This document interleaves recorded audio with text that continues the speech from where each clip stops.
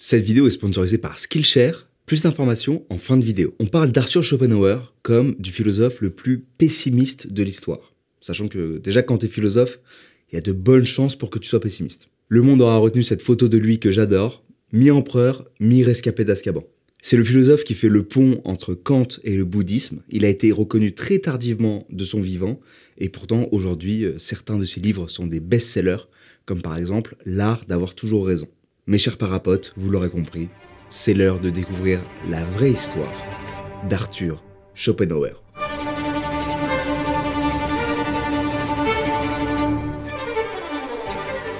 Le petit Arthur naît en 1788 à Danzig, dans une famille allemande assez aisée et ouverte sur le monde. Son père Heinrich est marchand et il fait tout pour que son fils puisse prendre le relais. Genre même le prénom Arthur, en fait c'est un prénom, c'est un choix marketing si vous voulez, puisque ça se prononce pareil dans à peu près tous les pays d'Europe, donc c'est très bien pour les relations commerciales. Il pense à tout. Et dans cette même logique, Arthur, qui n'a que 9 ans, va vivre 2 ans au Havre pour apprendre le français. Donc vraiment Erasmus très précoce. Il va d'ailleurs se faire des potes qu'il va garder toute sa vie, comme Jean-Antime Grégoire de Blésimer. Voilà. Nom hyper badass pour un pote. Donc Schopenhauer, il a vraiment une existence cool, surtout à une période où en fait on voyageait pas tant que ça. Lui, quelques années plus tard, à 15 ans, avec sa famille, ils vont faire un tour d'Europe. Ils vont faire France, Suisse, Pays-Bas, Prusse. Enfin voilà, ils vont vraiment voir du pays. Et c'est un grand voyage qui va le marquer pour plusieurs raisons. Déjà en France, à Toulon, il va voir 600 prisonniers, des bagnards. Donc c'est des bagnards qui sont condamnés aux travaux forcés, etc. Et il va ressentir pour la première fois l'existence de la misère humaine. Et ça va profondément le troubler. Plus tard, à Bordeaux, pendant une fête de Mardi Gras, il se rend compte que c'est l'ennui qui rythme la vie des gens. Parce qu'en fait, il se dit « Ah ouais, on s'ennuie au point où on se déguise carrément ?» D'accord. Okay. donc il se dit que vraiment, l'ennui a une place prépondérante dans la vie des gens. Donc pour lui, c'est l'ennui qui nous fait agir, et ça, c'est un des gros problèmes de l'humanité, parce que ça ne nous conduit pas au bonheur. Il va d'ailleurs écrire que se divertir, c'est fuir au mieux possible l'ennui, ce n'est pas être heureux. Autre et dernier élément remarquable de son voyage, arrivé en Suisse, il va être subjugué par la beauté du Mont Blanc. Et là, il va être en contemplation, et va réaliser alors que le seul moyen d'échapper à la souffrance et à l'ennui, c'est par la contemplation. Donc voilà, en résumé, c'est plutôt cool la vie de Schopenhauer. Il voyage, il pense à des trucs, il réfléchit, voilà. Il joue même de la flûte, instrument qui va l'accompagner tout au long de sa vie. C'est vraiment l'apprenti philosophe de base, et d'ailleurs dans son carnet à 17 ans, il écrit « La vie est un dur problème, j'ai résolu de consacrer la mienne à y réfléchir. » Donc vraiment, le starter pack. Mais à un moment, il va devoir faire un choix qui va déranger sa sérénité. Il y a son père qui lui dit « Bon ok, soit tu restes à la maison, et tu prépares l'université, soit tu viens avec moi et tu voyages, et tu apprends à devenir marchand. » Arthur renonce à l'université et choisit de suivre son père. Il va le regretter amèrement parce qu'il n'aime pas du tout la formation de marchand. Il passe 12 semaines dans une école anglaise à Wimbledon, où il trouve que tout est trop strict, son père critique ses résultats, bref, c'est chiant.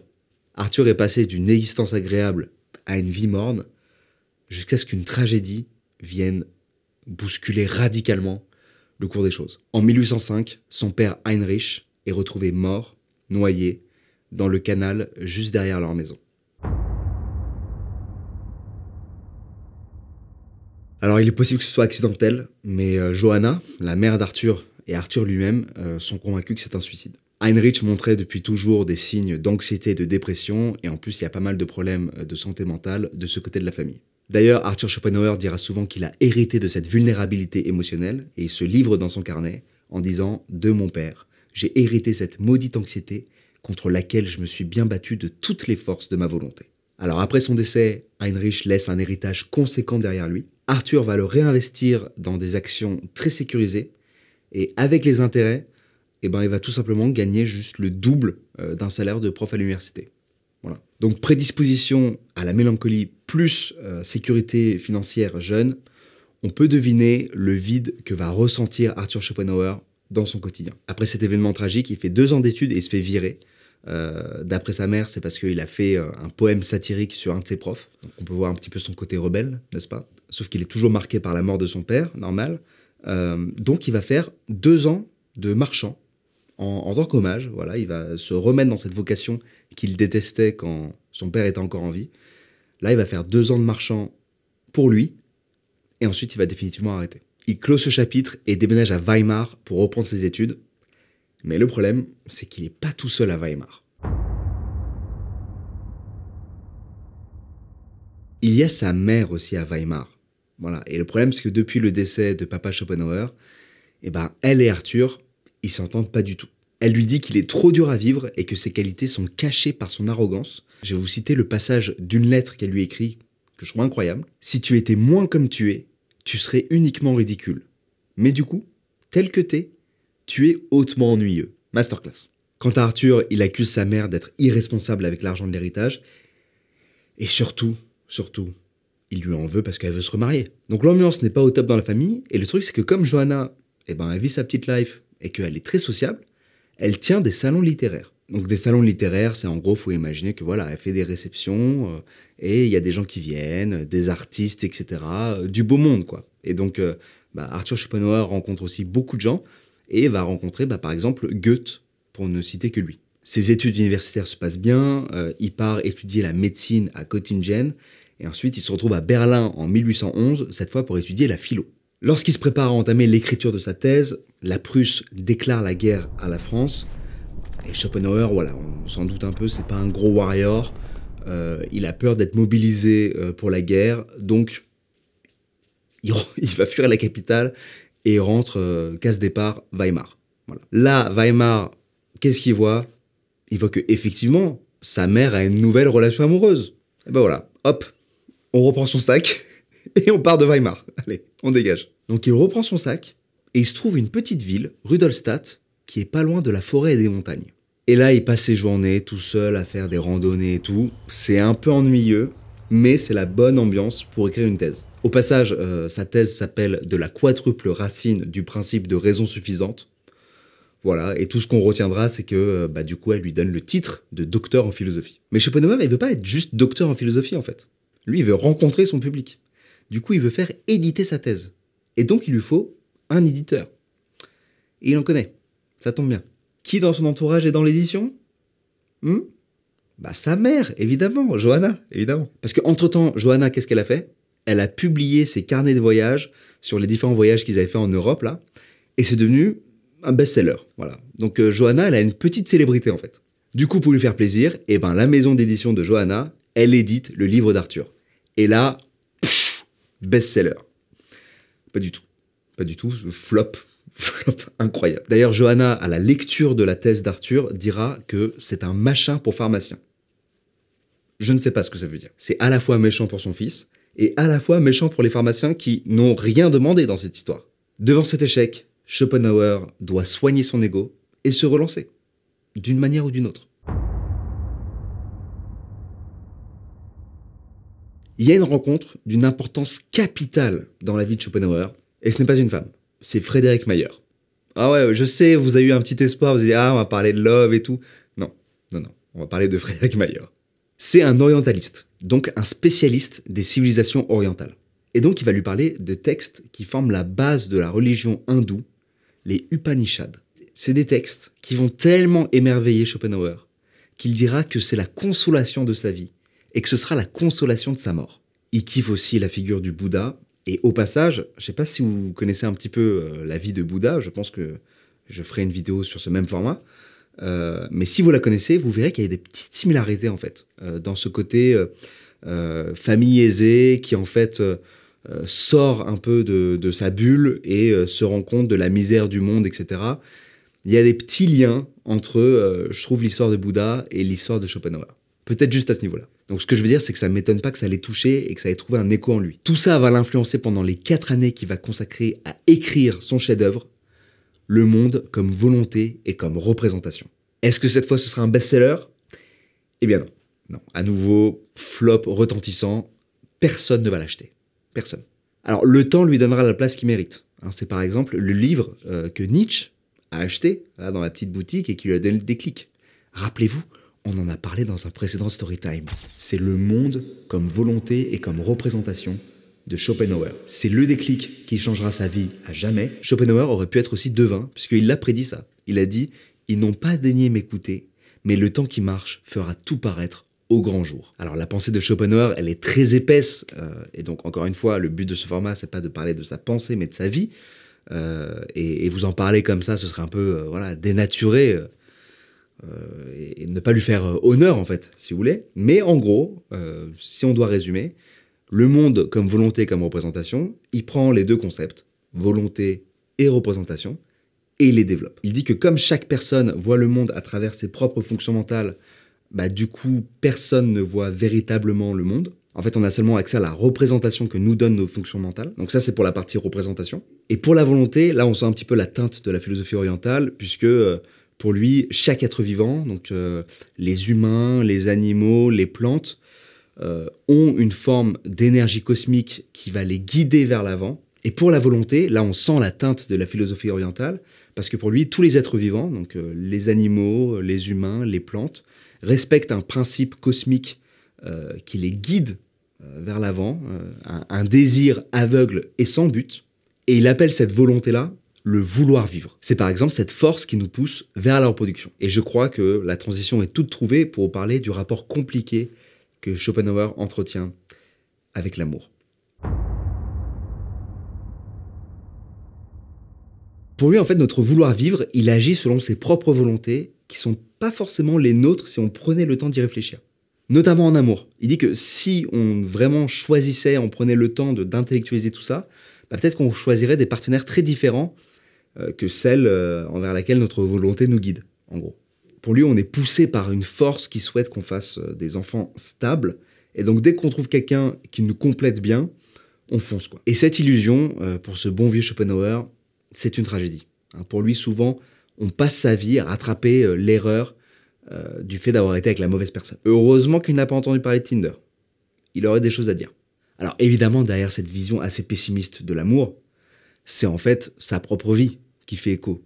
C'est ses propres expériences qui parlent. C'est ses relations complexes avec la gente féminine. On l'a vu avec sa mère, mais aussi avec les femmes, en fait. Il trouve qu'il a une tête qui est pas conventionnelle, et donc ça l'avantage pas.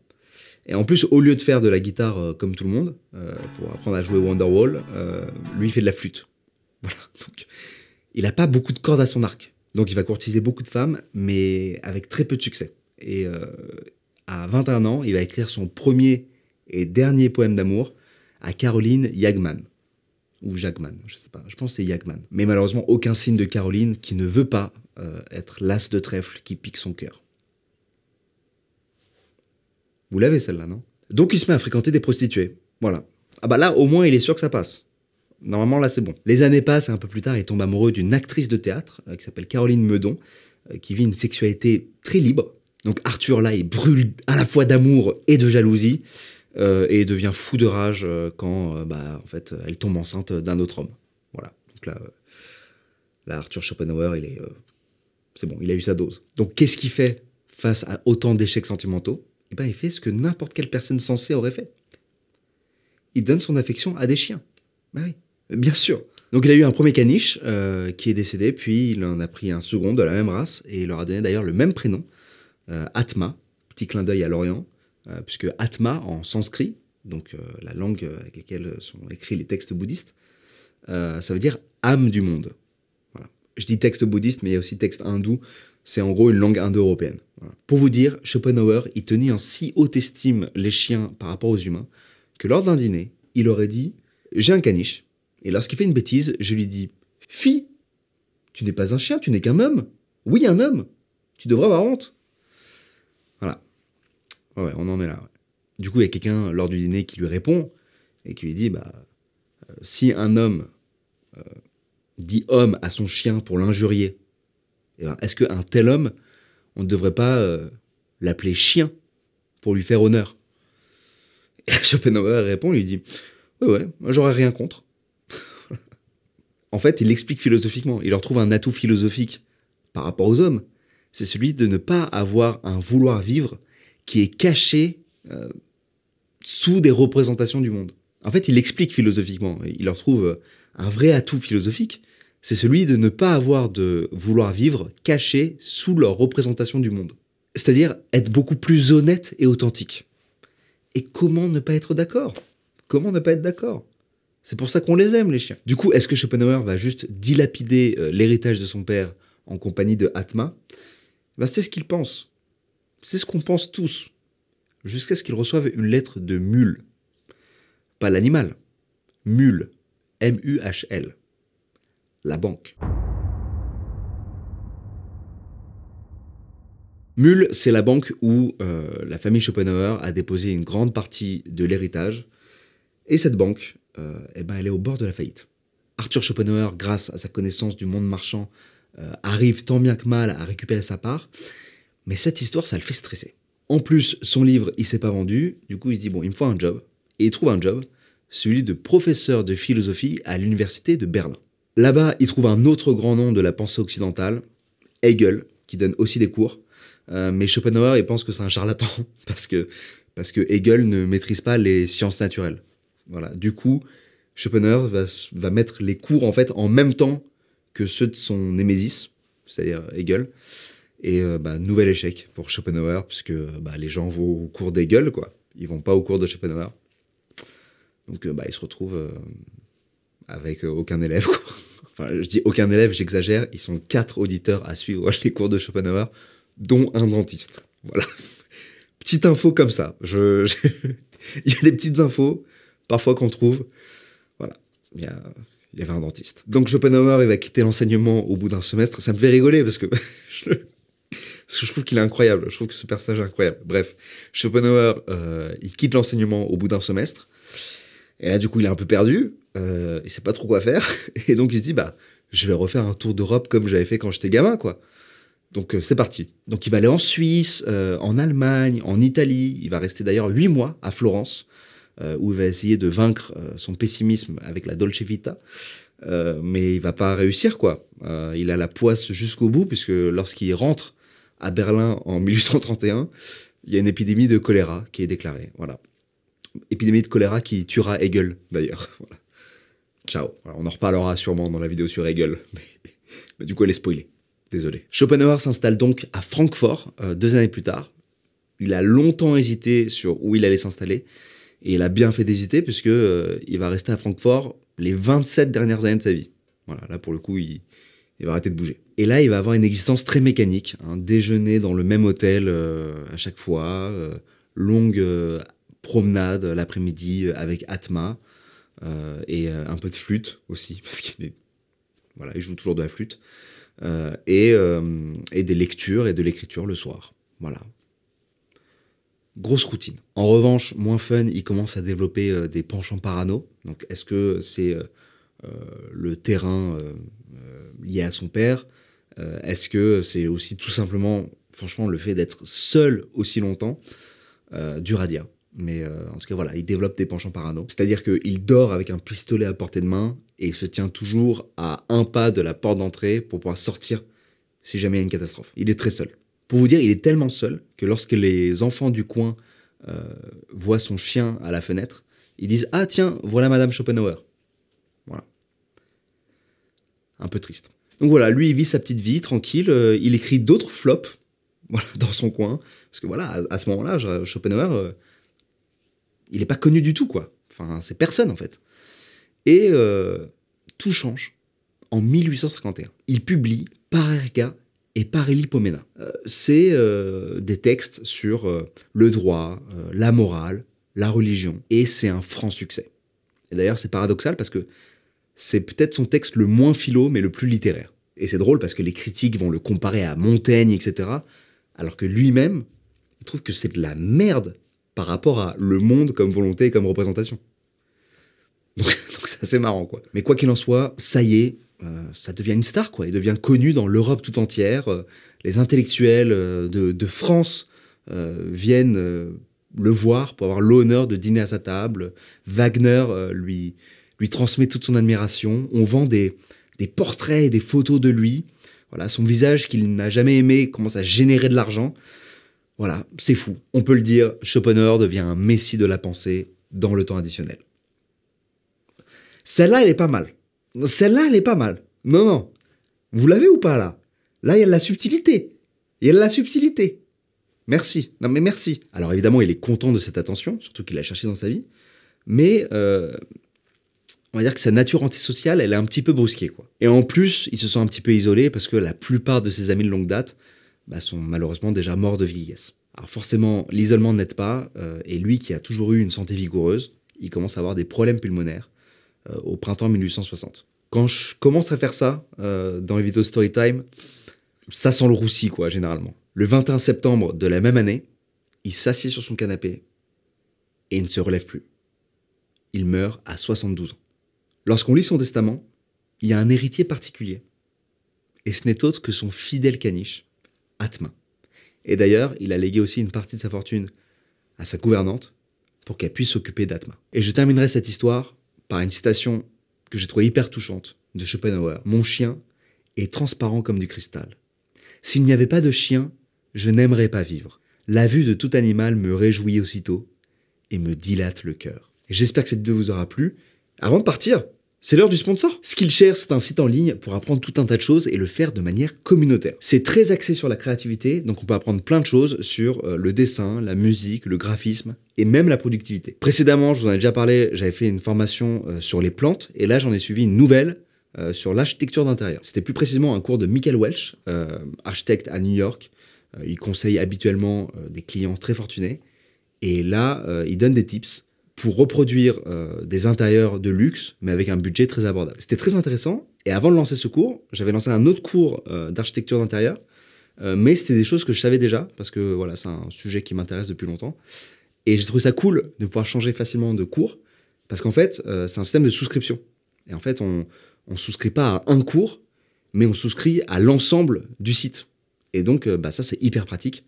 Pour pouvoir changer de cours, c'est un truc qui ne nous convient pas, quoi. Le cours, c'était donc Interior Design, Hollywood Chic on a Human Budget, qu'on pourrait traduire par architecture d'intérieur, le chic d'Hollywood, mais avec un budget normal. C'était sous-titré en français, donc aucun souci pour suivre, et d'ailleurs, toute la plateforme est en français. Un truc qui est cool et que j'aime bien, c'est l'aspect communautaire, donc on peut laisser des commentaires et tout sous le cours.